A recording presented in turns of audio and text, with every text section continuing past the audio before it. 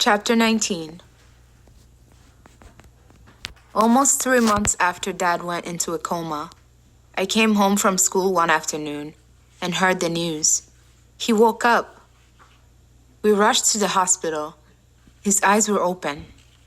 His hands were moving. He could nod his head, but he couldn't speak. He was still beat up and hooked to the machines. His head remained wrapped in bandages. It was hard to look at him in that state, and I was nervous about talking to him. He looked different, distant, haunted. It reminded me of when Heritage came home, all bloody from serving as a child soldier, and I was afraid of him. Mom saw me eyeing my dad shyly. "Hold his hand," she said. I walked up to him and grabbed his hand, then quickly let it go.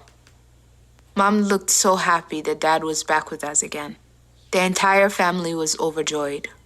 We could finally breathe, but my dad looked so vulnerable. It pained me to think that he had finally reached the point where he could help his family, only to end up helpless himself. The doctors warned us that Dad would have gaps in his memory. They advised us to be careful talking to him. They said that instead of telling him a lot of things about the past, we should try to help him remember things on his own. He remained in the hospital through the winter months, working to regain his memory and physical movement. He gradually began to talk, but he was mixed up about where he was and what had happened.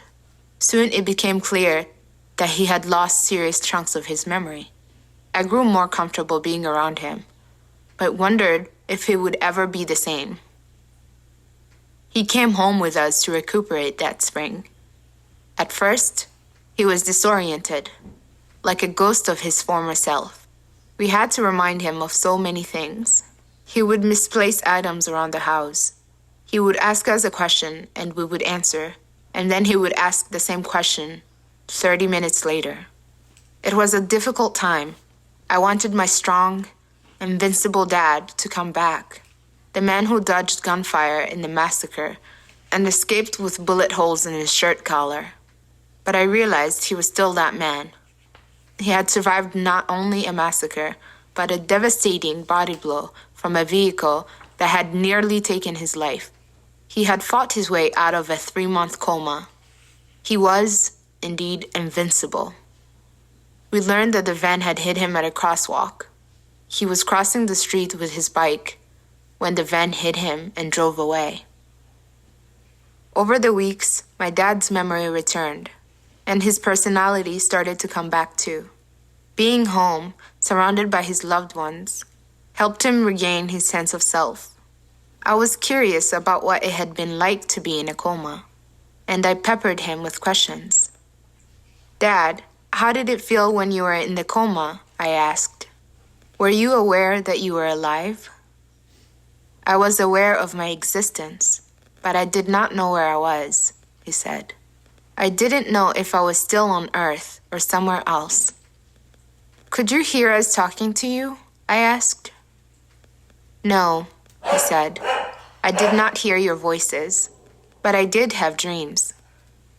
He was in the middle of one of those dreams when he finally awoke, he said. He was dreaming that he was at a church event we call a crusade, a big prayer gathering. One of my dad's doctors was from Kenya, and he became a friend to our family. He told us the best markets to find African food and introduced us to other African families in Rochester. I met an African woman named Mariana who helped me braid my hair. The braids were super tight and hurt my head, but they looked good. Having the right hair was an important step towards fitting in. At school, things were looking up. My English language teacher, Mrs. Koji, came to my house to tell me that I had received a scholarship to the Catholic school for 8th grade. She said the school had the highest of standards and that I would like it there. I couldn't stop grinning. I said goodbye to my 7th grade hell. That summer, I hung around with Mabel and my youth group friends. Mabel attended a suburban public school, so I didn't get to see much of her during the school year. One day, The youth group invited me along for an overnight party that sounded weird to me. A camping trip. I had never heard of camping. I imagined we would go to the woods and hike and swim, then go to sleep in a bed in a house. When I heard that we would be sleeping on the ground for 3 days, outside, under a tent, I thought that was insane. People did this on purpose? It sounded like a refugee camp. Goodness, I thought. Are these people so bored, so privileged, that they want to sleep outside on the ground instead of in their comfy beds? I didn't understand why people would want to get bitten by bugs all night when they had a more luxurious option. I wondered if people understood that some people have to live their lives sleeping on the ground in camps. My friends tried to convince me that camping was fun, a way to escape from stress. If you really want to get away from stress, I thought, why not turn off the phones, read a book, go swimming? Some of the kids had swimming pools in their backyards. On my first night of camping, I woke up in a bloody sleeping bag. I had gotten my period for the first time. I couldn't believe the timing. Of course, my first period would wait to arrive until I was sleeping outside on the ground in the middle of the woods, surrounded by boys. It couldn't have happened the day before. I crept out of the tent, found Mabel, and whispered the news. "Congratulations," she said. "No, this is a nightmare," I said. I knew that everyone in the camp would find out within minutes, including the boys. Mortifying. I was so embarrassed. I was afraid I would be leaking blood everywhere. What if no one had any products? And there were 2 more days to go at the campsite. I knew I would hate camping. Mabel called a chaperone over, a woman we called Miss Trish. Mabel explained what had happened, and Miss Trish looked a bit taken aback. I was 14 years old, so maybe she thought I was a late bloomer. She hugged me. "Oh, sweetie, congratulations," she exclaimed. "You're a woman now." I wanted to tell her to keep it down. I hadn't given much thought to getting my period, although I knew it would come one day. I had older sisters after all. But I was always too busy riding bikes and climbing trees to think about it.